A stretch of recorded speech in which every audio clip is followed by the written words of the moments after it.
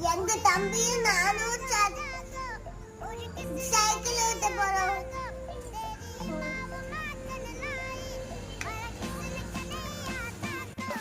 நம்ம இப்போ தண்ணி ஏத்தி போறோம்.